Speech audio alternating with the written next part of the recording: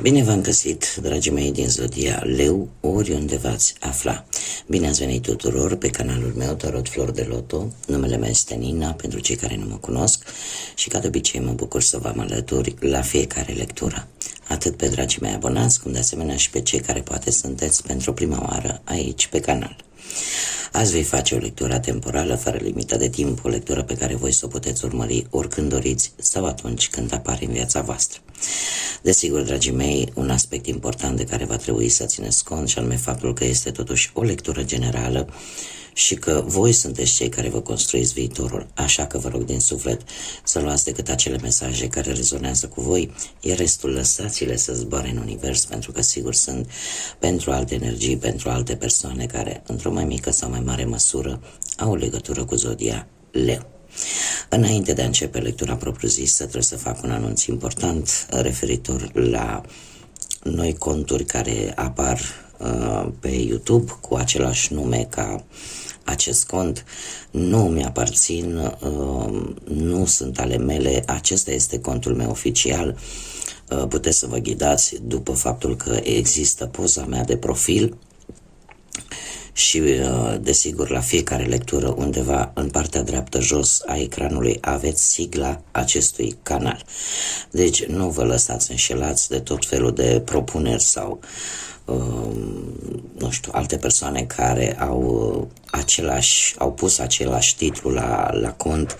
Nu sunt ale mele, nu mi-aparțin. Acesta este canalul meu oficial și chiar vă rog din suflet să fiți atenți și să țineți cont de acest lucru. Nu cer, nu știu dacă primiți poate tot felul de cereri sau mai știu eu ce, nu îmi aparțin. Toate anunțurile pe care eu le fac aici sunt publice, sunt ale mele și numai aici le găsiți. Acum, revenind la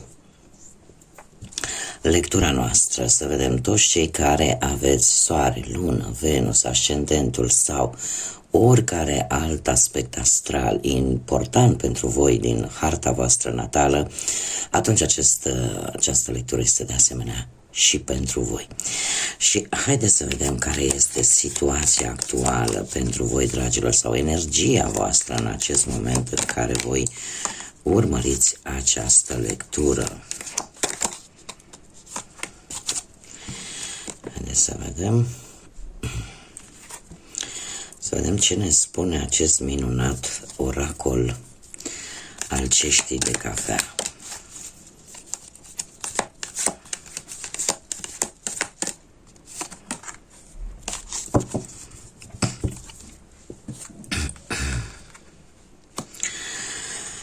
Hei, dragilor dragi, se pare că cu ceva timp în urmă v-ați consolidat propria voastră siguranță sau poate unii dintre voi ați ridicat ancora către alte zări, către alte locuri, poate pentru a găsi o nouă locație și în felul ăsta a vă stabiliza, da? A găsi ceva stabil. În acest moment se pare că unii dintre voi fac o înțelegere serioasă, unii chiar pot primi o propunere de căsătorie, alții pot primi o propunere serioasă de un loc de muncă sau poate pur și simplu vă luați un angajament sau faceți un compromis foarte important. Următoarea perioadă pentru voi, dragilor, avem lupul care ne vorbește de un avertisment. Posibil ca cineva să încerce să ia ceva de la voi. Poate să fie, nu știu, ceva material, da, referitor la bani, sau poate pur și simplu energie sau timp. Cumva e posibil să vă simțiți oarecum un pic amenințați sau pur și simplu să nu aveți încredere în cineva sau poate chiar în voi înșivă. Ar trebui să vă folosiți instinctele, să vă folosiți inteligența și să rămâneți alături de ai voștri, da?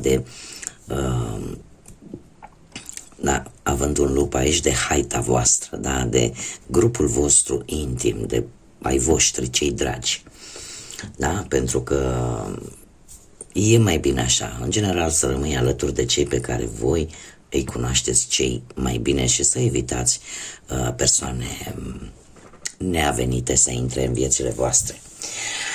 Haideți să vedem ce ne spune și tarotul zânelor pentru voi, dragii mei din Leu, în următoarea perioadă. Și cum bine știți, începem cu partea profesională. Să vedem ce vine pentru dragii mei din Leu.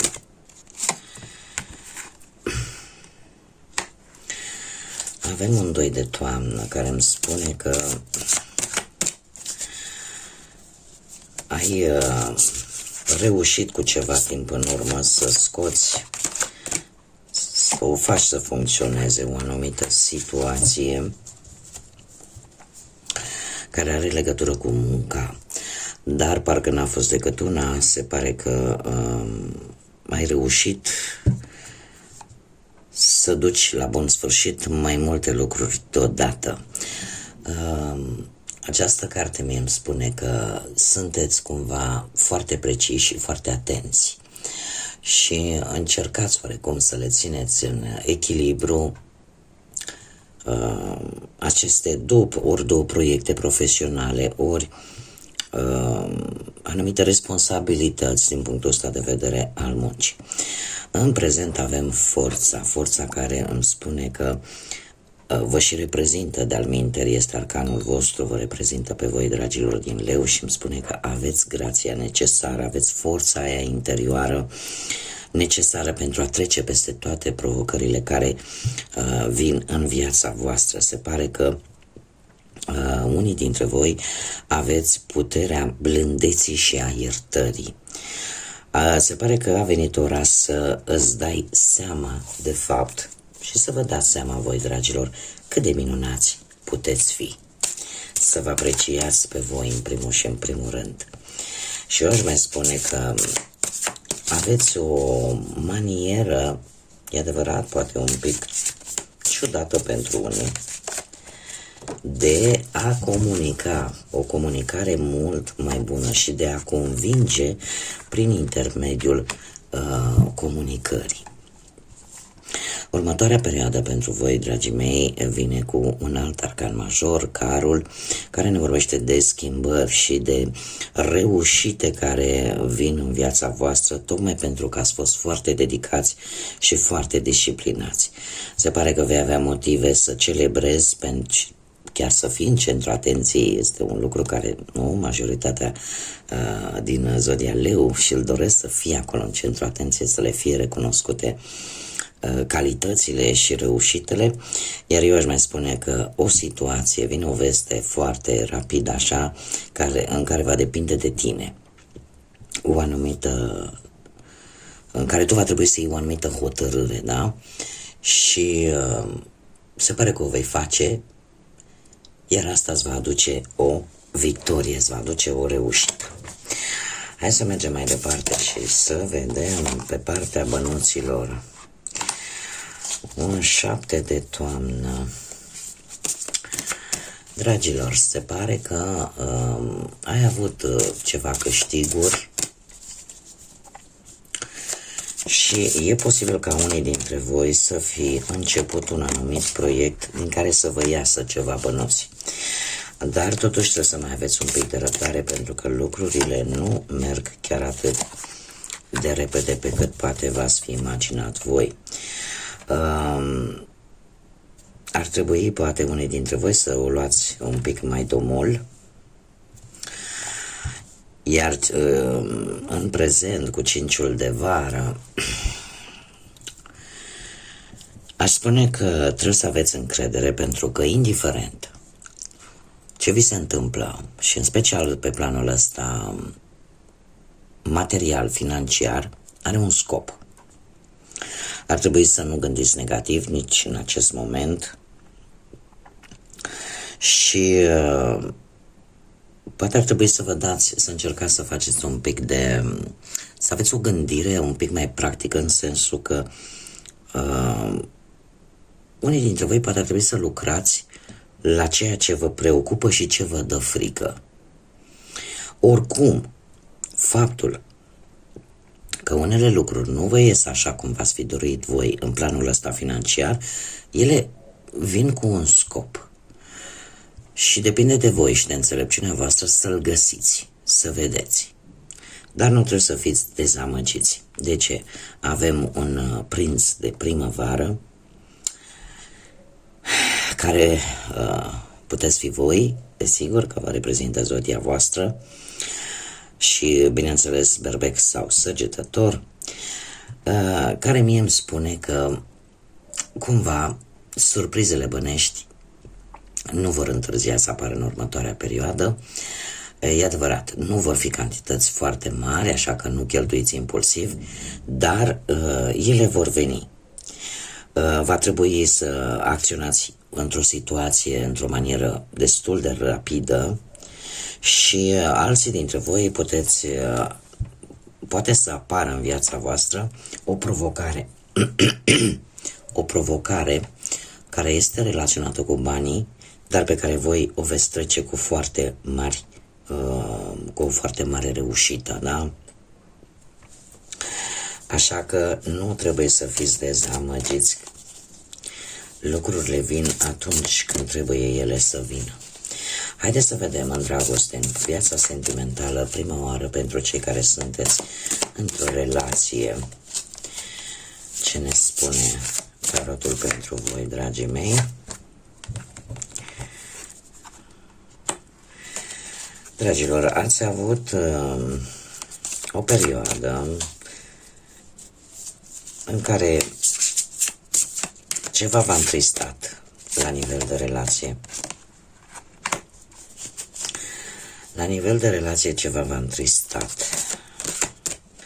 Și eu aș spune că unii dintre voi poate că ați avut ceva discuții sau mici neînțelegeri sau poate pur și simplu o stare de decepție. Dar cumva relația, cel puțin mie în această lectură, s-a salvat. S-a salvat cu un adevăr, s-a salvat cu sentimente adevărate, chiar dacă voi ați fost destul de necăjiți. Dar șansele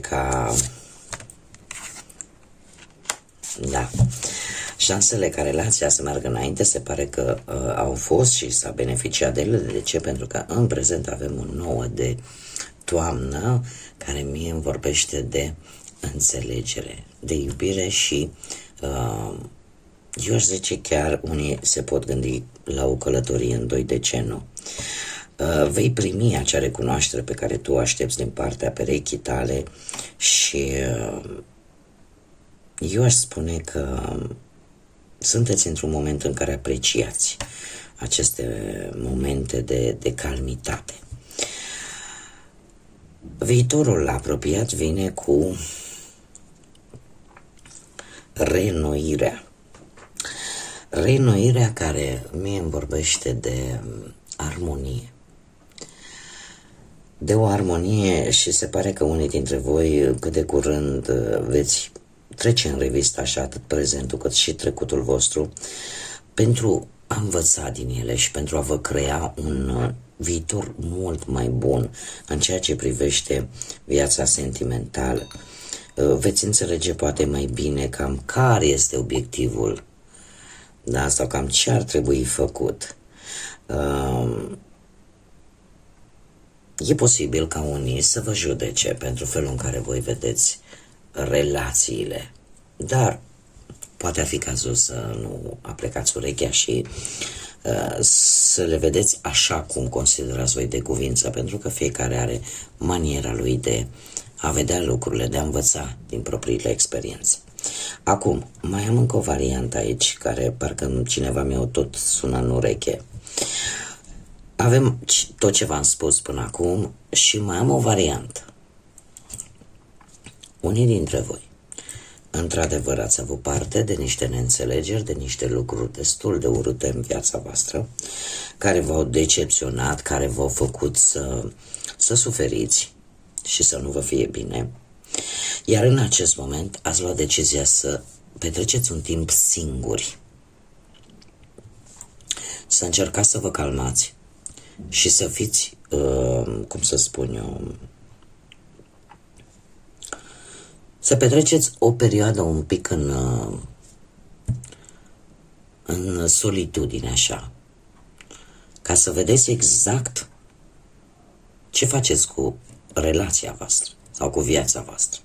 Iar lucrul ăsta se va prelungi și în viitorul apropiat, încât voi veți, cum am mai spus, aici se menține, veți trece în revistă atât trecutul cât și prezentul, în așa fel încât să vedeți unde s-a greșit, ce se poate repara, dacă se poate repara și indiferent ce va spune lumea, voi le știți exact cum trebuie să faceți, le știți pe ale voastre și luați decizii doar în funcție de ceea ce voi considerați că e bun pentru voi, fără să vă lăsați influențați de judecățile altora și de prejudecățile, mai bine spus, ale altor persoane care poate nici măcar nu sunt implicate în mod direct.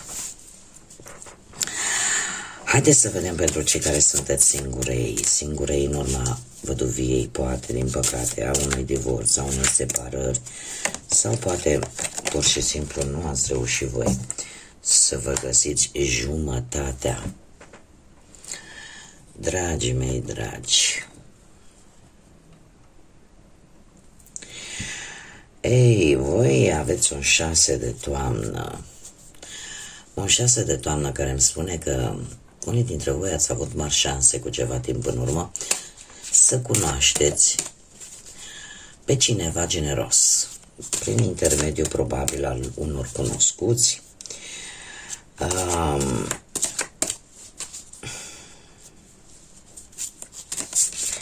Eu aș spune că este cineva care, nu știu dacă vă era dator cu ceva și cumva a înlesnit o anumită întâlnire, posibil și acest lucru. Haideți să vedem. În prezent. În prezent avem experiența vieții. Se pare că voi, dragilor, în prezent încercați să vă eliberați de anumite lucruri din trecutul vostru care, sau anumite, mai bine zis, credințe din trecutul vostru, anumite principii pe care voi le-ați avut de-a lungul timpului în trecutul vostru, poate felul în care vedeați cum trebuie să fie o relație, da? Și încercați acum să vă eliberați și să vă reînnoiți viziunea față de cum ar trebui să fie poate o relație sau cum ar trebui voi să fiți vis-a-vis de celălalt. Se pare că în acest moment traversați un eveniment important și total transformator, o situație care îți deschide calea către noi șanse, către noi oportunități, dar, cum am mai spus, este un eveniment care eu aș spune că este trimis de către univers, de către divinitate și pe care voi în acest moment îl trăiți. Iar asta e ca o trezire. Nu-mi dau seama exact cam ce ar putea să fie, dar este ceva care a venit foarte brusc și v-a luat așa un pic prin surprindere. Iar perioada următoare, dragii mei, este un 4 de primăvară în care vei fi mulțumită, pentru că o să ai ce să celebrezi. Schimbarea bruscă care o trăiți în acest moment va aduce lucruri pozitive pentru voi, dragilor. Și eu aș spune că viața voastră la nivel personal, la nivel sentimental, va fi destul de satisfăcătoare. Și de ce spun acest lucru? Pentru că sunt mari șanse să găsiți pe cineva care să vă completeze la un eveniment. Indiferent, poate să fie un botez, o nuntă, nu știu. Un eveniment în care lumea se strânge, dansează, râde și se simte bine. Dar lucrul ăsta vine după această transformare. Haideți să vedem care este mesajul general pentru dragii mei din Leu. Și avem independență, avem pisicuța, care ne spune așa: ești, prin natura ta, ești un vindecător, intuiția ta este una destul de puternică, așa că nu ai de ce să mergi pe cărări ocolite. Viața te susține în orice fel, în orice modalitate. Cumva ești susținut atât poate de univers cât de divinitate în tot ceea ce faci și ai puterea să te vindeci. Ești ca pisica la care are 9 vieți, indiferent cât de tare dă cu tine de pământ viața, cumva ai resurse, ești ajutat să te ridici și să o iei de la capăt. Bun, dragii mei, cam asta a fost lectura de astăzi. Eu vă mulțumesc pentru atenție, vă mulțumesc pentru like-uri, pentru distribuiri, pentru comentarii. Vă aștept cu mare drag pe toți cei care până acum nu s-au abonat. Eu vă aștept să ne întâlnim aici împreună. Mare atenție la alte